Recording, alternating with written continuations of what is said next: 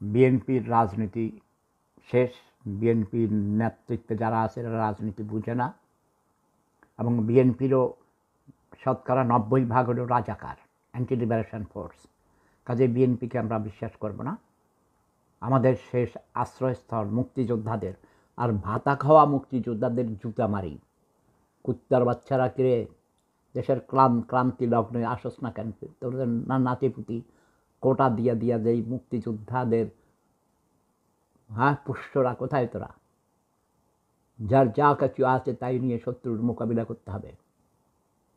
আমার মেজাজ খারাপ, বেশি কথা বলতে পারবো না। জেনারেল ওয়াকার সাহেব অত্যন্ত যোগ্যতার পরিচয় দিয়েছেন, এই স্যালিউট হিম। যদিও প্রথম দিকে আমি বিরক্ত ছিলাম তার উপর, সেও প্রেশারে আছে। আমি অনেক খবর জানি। বেশ কিছু জেনারেল আছে আমার নাতিপুতি হয়, তাদের সাথে সরাসরি কথা হয়। ওকে, কেউ চাকরিতে আছে, কেউ চাকরিতে নাই। বিভিন্নভাবে আমি, অনেকে দোয়া নেয় হুজুরের কাছ থেকে, বুঝলেন না? আমি জিন্দা পীর, হুজুরের দোয়া ছাড়া কোনো কিছু হবে না। বিএনসিসি নাম দিয়েছে, এরা হলো অ্যান্টি লিবারেশন ফোর্স, রাজাকার। এরা নব্য রাজাকার। রাজাকারের রক্ত থেকে এদের জন্ম হয়েছে। এদের দাদি নানিদেরকে পাক